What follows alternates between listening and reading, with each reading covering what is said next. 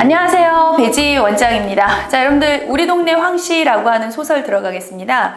이 작품은요, 연작 소설이에요. 그래서 원래는 우리 동네라고 하는 타이틀 큰 소설 속에 이름이 들어가는 겁니다. 우리 동네 황씨 하면 이제 황씨에 대한 이야기 주된 거, 우리 동네 김씨 뭐 이렇게 하면 김씨에 대한 이야기, 이렇게 해서 이야기가 이제 진행이 되는 연작 소설이다 보니까 큰 틀거리적인 부분은 가지고 있죠. 어느 한 동네예요. 느티울이라고 하는 마을인데 뭐 이름 같은 거 중요하지 않잖아, 얘들 알지? 그러니까 이런 큰 동네에서 일어나는 일들, 뭐 살다 보면 사소하게 이런 일도 있고 저런 일도 있을 수 있죠. 그러면서 그 인물의 성향들을 좀 보여주면서 이런 일이 있어를 보여주는 소설인데, 여기에 초점이 있죠. 항상 그렇듯이 그냥 무조건 살다 보니까 이런 일도 있네만 보여주려고 소설을 썼겠습니까?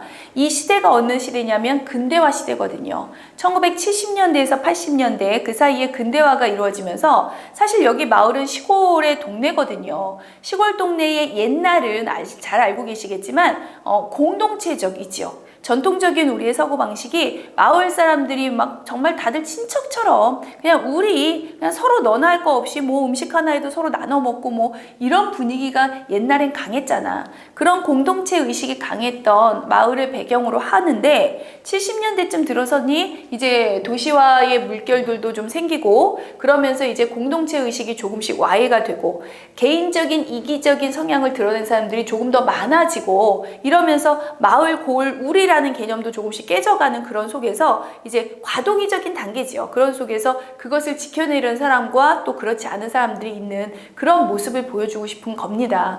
그래서 여기에 나오는 황 씨는요, 부정적 인물로 나와요. 맞아요. 그래서 어떤 인물이냐면 자기만 아는 사람. 그래서 실제로는 심지어 부자예요. 부자야. 왜냐면 굉장히 이기적으로 자기만 알고 열심히 자기 걸 챙겼을 테니까. 그래서 고리대금업도 하고요. 그래서 이자를 받아서 그걸로 돈을 불리고 이런 이제 그러다 보니까 이제 부자인 건 맞지만 인색합니다. 이보다 더 인색할 수는 없다인 게, 그래서 소설 속에서 이제 그걸 보여주는 거거든. 그러다 보니까 자기만 알고 나름은 나 몰라라 하고 인색하기까지만 하다 보니까 부정적이어서 지탄을 받긴 하지만, 그걸 또 어떻게 마을 사람들이 하나로 묶어내고 녹아내느냐도 하나의 노력이지 않겠느냐를 이제 보여주는 소설일 거예요.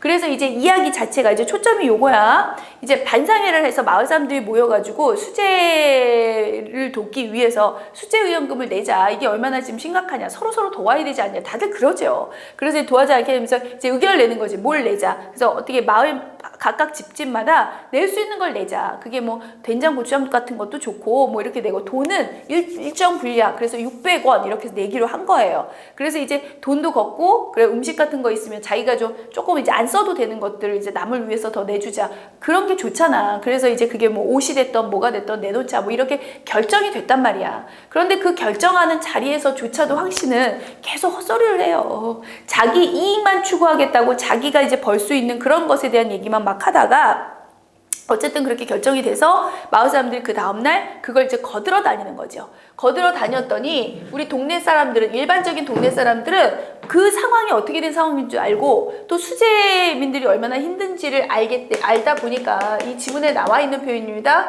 군말은 당연히 없고요. 군말하지 않고 심지어는 웃는 낯으로요.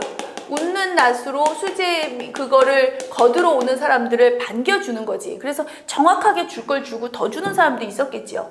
그런데 황 씨는 수재 그거를 받으러 왔는데 원래 600원을 내야 하는 거야. 내야 하는데 이거를 자기 마음대로 깎아서 자기가 마음대로 560원을 내는 거죠. 그 40원 깎아가지고 그걸로 뭐 얼마나 잘 먹고 잘 살겠다고 라는 생각이 들겠지만 그러려고 그러는 거예요. 네. 그 40원 가지고 잘 먹고 잘 살려고요.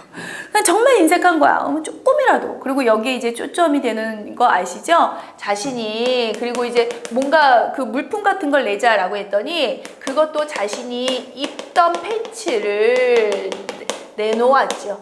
이게 사건 사고가 된 겁니다. 이제 이 팬츠가 사실은 조금 이제 그 표현에 따라서 사투리로 이제 이들이 말하기에는 이제 빤스라고 얘기를 할 거고, 그 다음에 저 뒤에는 이제 팬츠라는 표현을 서술상에선 쓰고 있어서 조금 좀 애매하게 여겨지긴 합니다만, 그냥 속옷이라고 아시면 돼요. 속옷 개념이죠. 그래서 속옷을 자기가 입던 거 내놓는 건 좀 그렇잖아. 근데 이제 그걸 내놓다 보니까 이걸 누가 인정해 주겠니? 그때 이것 때문에 마을 사람들 갈등을 하고, 심지어는 이걸 들은 마을 사람들은 분노하기까지 하죠. 인정할 수 없지. 저 같아도 인정할 수 없을 것 같아요. 그래서 마을 큰 나무에 있는 그 나무에다가 저 패치를 걸어 놓습니다. 보라는 거죠. 그래서 그걸 이제 만천하에 알리고 싶은 거지. 세상에 사람이 어떻게 이렇게까지 할 수 있니? 그러니까 사건 사고의 핵심은 이거라고 보시면 되고요. 이것 때문에 마을 사람들과 그 다음에 황씨가 갈등을 일으키는 걸 중재해주는 인물이 이장이에요. 그래서 이장이 중재를 해주는데, 이장은 우선 잘못한 거 맞죠. 그래서 황씨가 잘못한 건 맞기 때문에 황씨를 비판하기는 해요. 하지만 그래도 포용해줘야 돼. 그래도 얘를 설득시키고 조금 더 해서 잘못했다고 막 다다다다다 얘기를 하시면 돼요. 요 부분도 지문으로 많이 나오거든요. 하지만 마지막에 그렇지만 이라고 하면서 우리가 다 같이 그래도 같은 마을 주민인데 이 사람도 포용이 되지 않겠느냐라는 인식을 가지고 있는 사람이고요. 김씨 같은 경우에도 긍정적인 인물이야. 김씨도 황씨가 굉장히 어떤 성향이냐면요. 함께 해야 한다는, 그러니까 사람이 중요하지 않겠느냐. 사람을 굉장히 중시하는 성격이에요. 그래서 이 글에서도 앞부분에 뭐가 나오냐면, 이제 근대화 물결이 되면서 TV가 보급이 되기 시작을 했어. 그러다 보니까 집집에 TV 있는 집이 생기게 되고, 이러면서 어떤 현상이 일어나냐면, 옛날에는 저녁이면 뭐 마실 간다 등등 하면서 마을 사람들끼리 모여서 뭐 간식도 먹고 감자 같은 것도 저녁 먹기도 하고 막 대화하고 막걸리 한잔 하고, 그리고 잘 때 되면 흩어져 자고 뭐 이렇게 함께하는 걸 되게 중시했다면, TV가 보급되면서 그러지 않는 거예요. 각자 집에서 TV 보기 바쁜 거 너무 재밌거든. 새로운 신세계지 정말 그 당시에. 옛날에는 TV가 또 집집마다 다 있지도 않았어. 그러다 보니까 TV 있는 집에 그 저녁 때 만화하고 이럴 때 아이들 같은 경우 만화하는 시간에 놀러 갔던 거 아시죠? 남의 집가 TV 보는 거. 그런 시대가 있었단 말이야. 선생님이 어떻게 그렇게 잘하세요? 를 묻는다면 대답하지 않겠습니다. 자, 갑니다. 그래서 사람을 중시하다 보니까 그게 좀 안타까웠던 사람 중에 하나예요. 아, 이러면 함께하는 시간이 줄어들잖아. 예전처럼 그렇게 함께하는 게 좋을 텐데 까지 했던 사람이다 보니까 황씨를 이해하고 황씨를 설득하고 도리어 깨닫게 해주려고 상당한 노력을 기울입니다.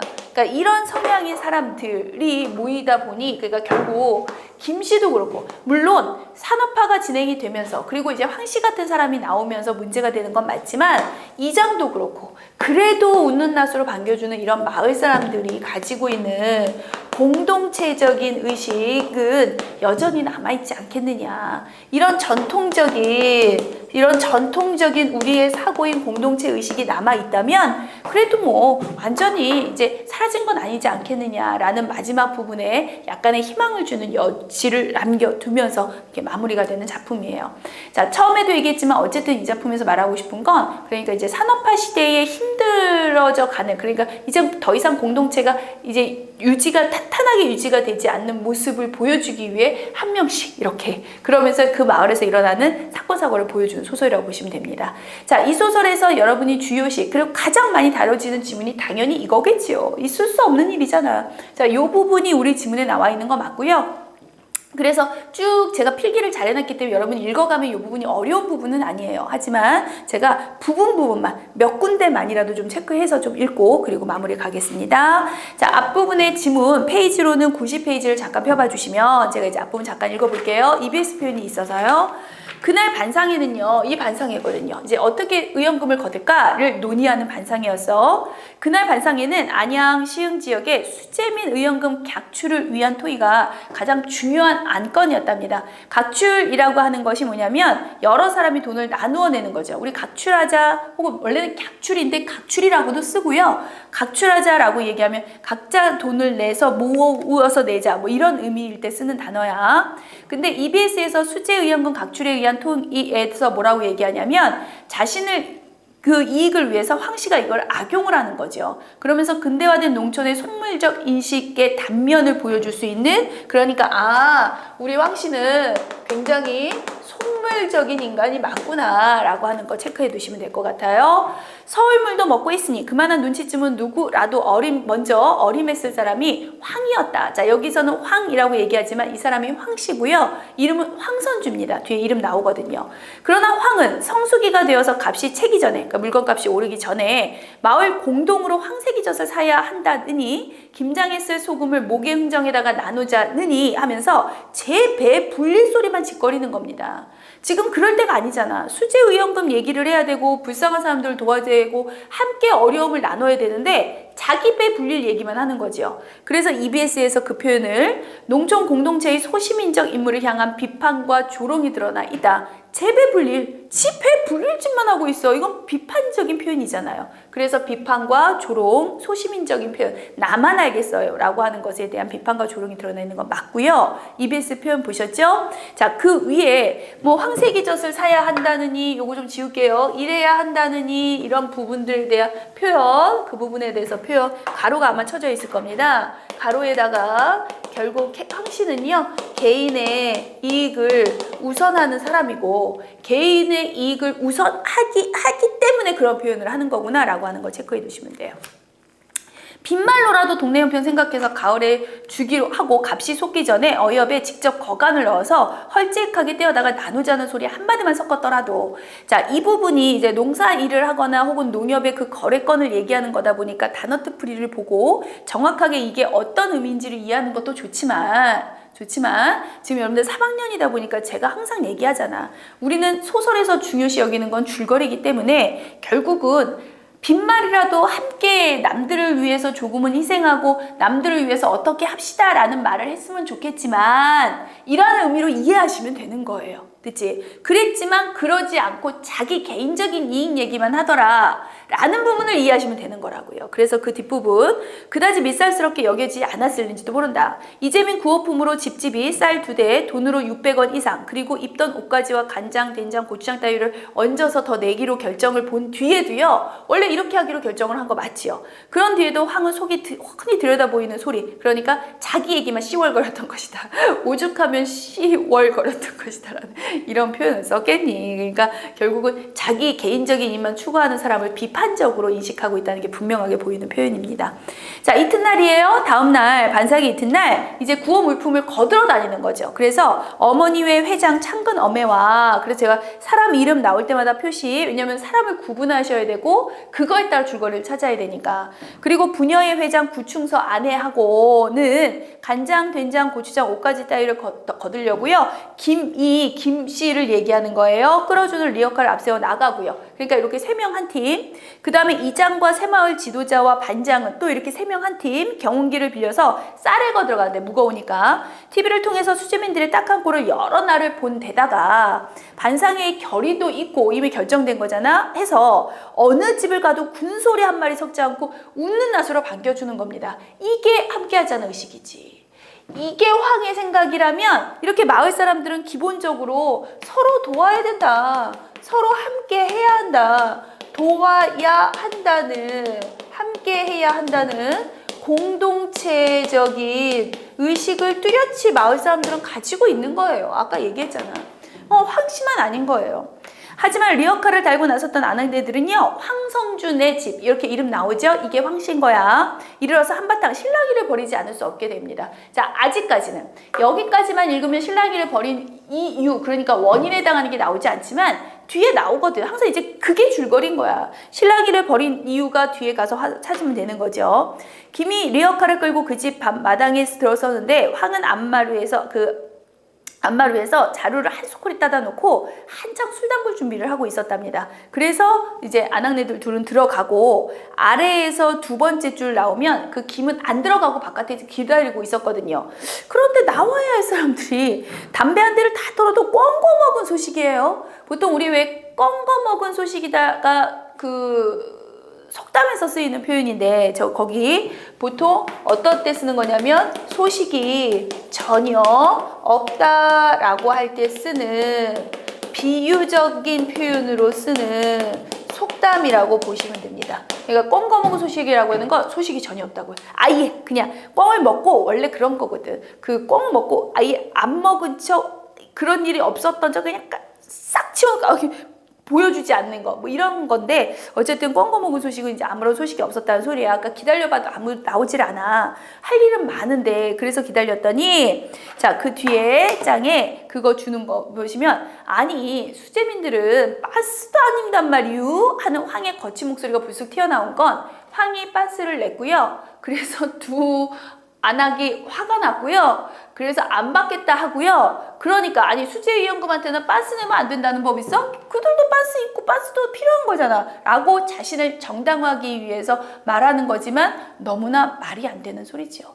입던 옷을 아유 옷은 입던 옷 주죠. 뭐 보통 원래 옷은 그렇지만 속옷 얘들아 그건 아니잖아 이 소리입니다. 그래서 이제 쭉 받겠다 안 받겠다 얘기를 하고 있고요. 쭉 내려오시면 자 거기 아래 보면 중간쯤에 이제 보라색으로 나와 있는 춘자아버지도가 나와요. 갑자기 누가 춘자아버지가 출연해? 라고 보니까 뒤에 우리가 시방 춘자아버지 입던 빤스로 의들어왔단 말이유? 라고 하는 걸로 봐서 춘자아버지가 또 다른 표현의 황씨구나 이렇게 인물 찾으셔야 되는 거예요. 왜냐면 빤스 낸 사람 뭐 두 사람이 빤스 냈겠니? 그러니까 그리고 나서 그 아랫줄을 보시면 생긴 걸레로 의들어오고 이 걸레 같은 이 빤스를 지금 입던 팬츠를 걸레라고 표현을 한다는 건 어쨌든 이거에 대한 부정적 인식이 있다. 그 밑에다가 부정적 인식이라고 써주시면 됩니다. 중요한 건 아니지만.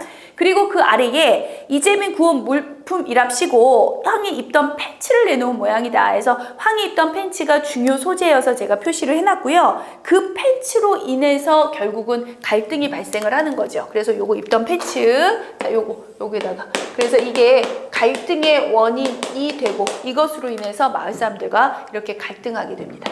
분노하죠. 거기다 써놓으시면 됩니다. 자, 뒷장 넘기셔서 마지막 부분에서 이제 이걸 받아가네, 안 받아가네. 그러니까 이 안악 둘은요, 받아가기 싫은 거예요. 더러워서도 싫겠지만, 그런 표현 쓰잖아. 아유, 내가 진짜 더럽다. 아이, 얘들아. 정말 더럽다가 아니라 물론 정말 더러울 수도 있지 남이 입던 속옷이니까 그 뜻이 아니라 야 내가 더 안 입고 더럽다 내가 그걸 받는 뭐 이런 느낌의 더럽다. 그래서 그런 것도 있지만 사실은 이걸 받아가 책임질 수 없는 거죠. 아니 구호 물품을 좀 걷어오랬더니 이렇게 쓰잘데기 없는 걸 걷어오는 자신들도 싫을 거 아닙니까? 그러니까 이제 받겠다 안 받겠다 막 이러고 또 화가 난 것도 있고요. 화가 난 거지. 그래서 이제 얘는 받아가라라고 하고 있고 그랬더니 맨 뒤에 결론 봅니다. 언어 유희 표현이 있어서요. 맨 마지막 아래에서 두 번째 남대문이고 앞대문이고 간에 수재민 고쟁이 걱정하는 사람은 속옷이라고 생각하시면 돼요. 고쟁이는 팔도 강산의 느티울 춘자 아버지뿐일규. 확실히 우리 개는 그냥 꽃동네 새동네요. 나 사투리 못하는 거 알지 얘들아. 그래서 좀 대충 해봤습니다만 우선 첫 번째 남대문에서 얘가 이걸 사왔네 마네 뭐 이런 표현을 써요. 그러니까 남대문이고 앞대문이고 가네 이러면서 말 같은 어휘 동일한 발음이 되는 단어를 사용하면서 왜 말장난하는 거 언어 유희죠. 자 EBS 표현 들어갑니다. 발음의 유사성을 활용한 언어 유희를 통해서 구어 물품이 가치가 없다는 황의 주장을 무시하기 위해서 그러건 가네 말이야 라고 하면서 무시하는 표현 맞고요. 자, 꽃동네 새동네야 아니죠. 이런 물품이나 던져주는 이런 동네 진짜 이런 막 가는 동네가 다 있어가 사실은 맞지요. 근데 그걸 꽃동네 새동네야 라고 얘기를 했다는 건 어쨌든 반어법이 쓰인 거고 반어적으로 쓴 말로 황의 이기적인 태도를 조롱하는 표현이다 라고 하는 표현 맞겠습니다. 자, 이런 반어적인 표현까지 그리고 사투리가 굉장히 많이 쓰였거든요. 당연하지. 한 동네를 기반으로 해서 이런 시골 동네의 모습을 보여주고자 하다 보니 아주 리얼하게 사투리를 썼어요. 보통 이럴 때 왜 서술상 특징 물어보는 거 알고 있지? 소설이 사투리를 쓴다 그러면 그렇게 서술상 특징에서 사투리를 사용하여 방언을 사용하여 현장감을 높이고 있다, 사실성을 높이고 있다. 이거 진짜 쓰는 거 좋아하거든. 알고 있는 거죠. 자, 그래서 여기서도 사투리가 쓰였구나라고 하는 것까지 챙겨두시면 되겠습니다. 자, 소설은 어렵지 않아요. 제가 필기는 다 해놨으니까 한번 읽어보시는데 틀 한번, 왜 이 소설이 어떤 상황을 근거로 나왔는지와 초점이 되는 갈등 상황, 그리고 황씨를 매우 부정적으로 보고 있다, 이런 초점들 잘 잡아주시면 되겠습니다. 자, 여기서 이 작품 마무리할게요. 힘든 여름 우리 조금만 더 고생하겠습니다. 수고 많으셨습니다.